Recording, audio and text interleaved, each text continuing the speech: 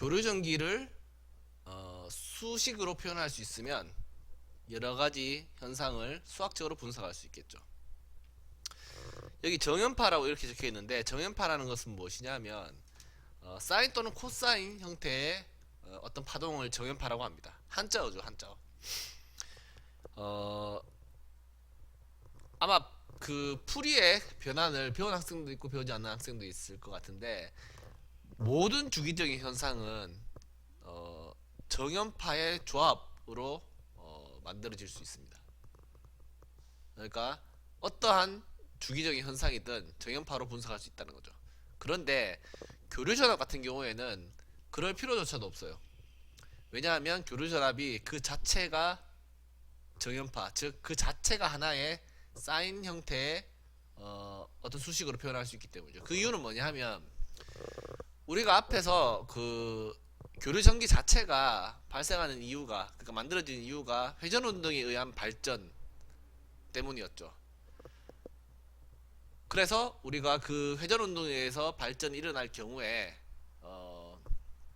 그 전압, 그 유도 기전력이 사인 형태로 우리가 유도되는 것을 이전 페이지에서 살펴보았습니다. 다시 말해서 교류전기 자체는 사인파 그 자체라는 거죠. 하나의 사인파로 표현할 수 있다. 어떻게 보면 좀 다양일 수 있겠습니다. 그래서 기본적으로 이렇게 표현하자는 거죠. 이렇게. 자, 왜 사인 이외에 자질구레한 것들이 붙어 있냐? 일단 사인이라는 것은 다들 아시다시피 1에서 마이너스 1 값 사이를 왕복하죠. 그러니까 1보다 클 수 없고 마이너스 1보다 작을 수 없는. 그런데 교류전압이 1V와 마이너스 1V 사이를 왔다 갔다 하는 전압을 가지는 신호만 존재하는 건 아닐 거 아니에요. 뭐 270V라든지 아니면 10V, 5V에서 마이너스 5V, 마이너스 뭐 10V 이렇게 왔다 갔다 하겠죠. 그렇기 때문에 그 크기를 여기 A라고 표현해 뒀어요. 여기에 예를 들어서 최대값 10V, 최소값 마이너스 10V를 왕복하는 전압이라면 이 A는 10이 되겠죠. 그래서 이게 이 그림에서 이것과 최대값과 0과의 거리를 나타내기 때문에, 최대값과 중심의 거리를 나타내기 때문에 요거를 우리 보통 진폭이라 하죠. 뭐 다들 아시다시피 이거 진폭입니다. 여기서 진폭은 A로 표현되고, 이것은 최대 전압 값을 의미한다는 거죠.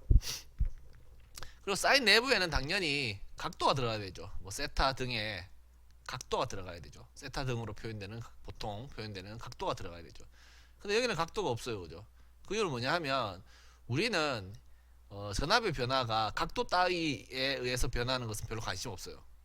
그리고 각도가 무엇인지도 뭐 교류 전압의 각도가 무엇일까, 이런 것은 별로 큰 관심사가 아니기 때문에 그죠.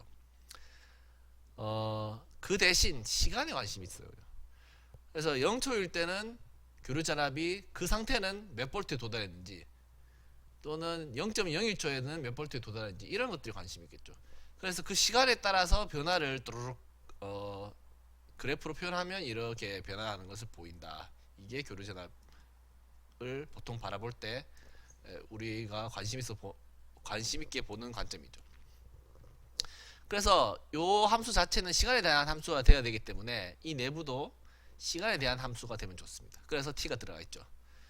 근데 아까 얘기했듯이 사인 안에는 t 따위가 들어갈 수 없죠. 각도가 들어가야 되죠. 그렇기 때문에 오메가 곱하기 t를 한 겁니다. 자, 오메가는 각속도, 뭐 기계공학 학생들에게 각속도를 좀 더 친숙하죠. 근데 앞에 에서 각 주파수라고 얘기했는데, 사실 둘 다 같은 이야기입니다. 왜냐하면 원운동은 무조건 주기적인 운동이기 때문이죠. 자, 이거에다가 시간을 곱하면 당연히 각도가 나옵니다. 그 시간에 해당되는 각도가 딱 나온다는 거죠. 자, 속도에다가 시간을 곱하면 거리인 s가 나오는 것처럼, 각 속도에다가 시간을 곱하면 각도가 나오죠. 그래서 각도가, 내가 예를 들어서 0.01초가 궁금하다 여기 집어넣으면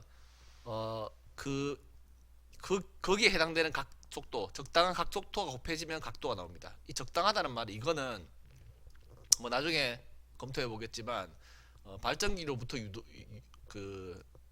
유래한 각도입니다.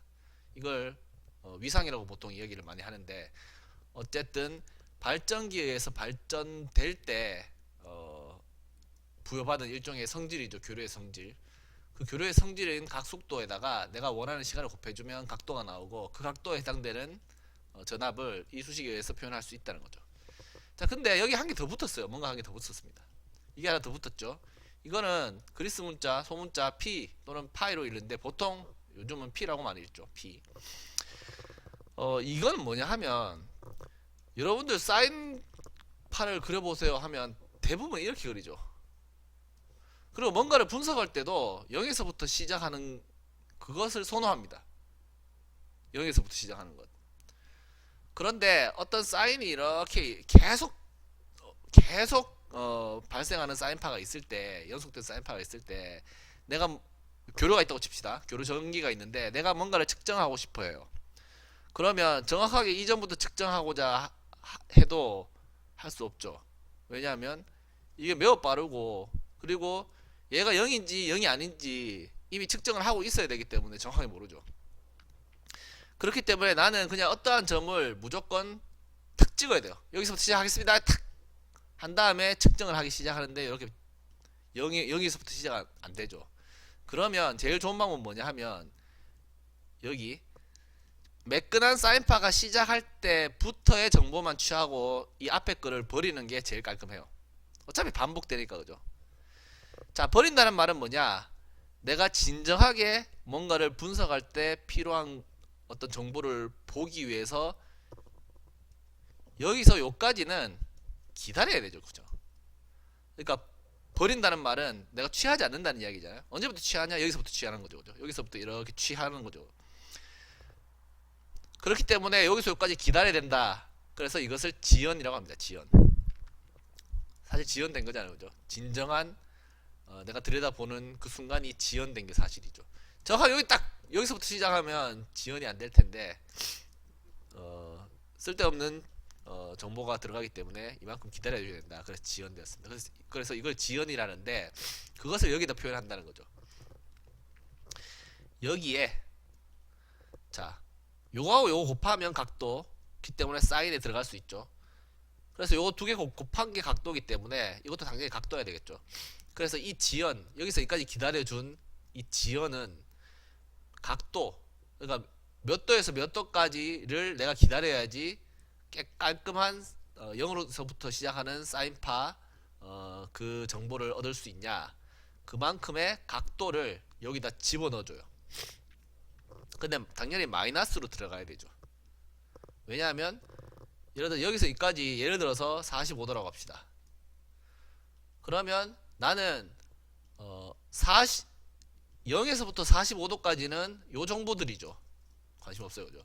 45도보다 더 커졌을 때, 50도를 집어넣었을 때, 그때부터 내가 원하는 정보 구간인 여기에 들어오죠. 여기에 들어오죠. 여기에 들어오죠. 그래서 45 이전 값은 버려야 됩니다, 그죠? 그래서 마이너스로 들어간다는 거죠. 자, 그런데 이 수식은 어떤 분야냐 또는 어떤 교재냐에 따라 좀 다를 수 있어요. 그러니까 이게 그냥 지연이라고 해서 무조건 플러스를 하고 부호는 나중에 알아서 잘 판단해라 라고 유도되는 수식이 있고, 여기서 이야기하는 것처럼 깔끔하게 그냥 마이너스 P 이렇게 해서 P를 플러스 값으로 집어넣는 그런 경우가 있습니다. 근데 어떠한 경우도 마찬가지입니다.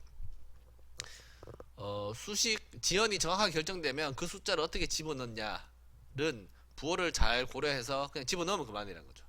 근데 그냥 껍데기 자체, 그 수식 껍데기 자체는 요렇게 표현하기도 하고, 가끔은 요게 플러스로 표현된 게 있다는 거죠. 근데 값을 집어넣을 때는 제대로 집어넣어야 된다. 자, 그래서 대부분 다 했죠. 여기 있는 내용을 다 했습니다. 다 하고 요걸 A 진폭을 알고, 그리고 각속도 또는 각주파수를 알고, 그리고 지연을 알면 우리가 시간만 집어넣으면 그때부터는 어떤 사인 형태의 정보를 얻을 수 있는데, 그래서 결론은 진폭, 각주파수, 위상만 주어지면 우리가 교류 형태를 완벽하게 재현해낸다 또는 분석할 수 있게 된다는 것이죠. 거꾸로 이야기해서는 어떠한 교류 신호도 요 수식의 형태로 우리가 표현을 할 수 있다.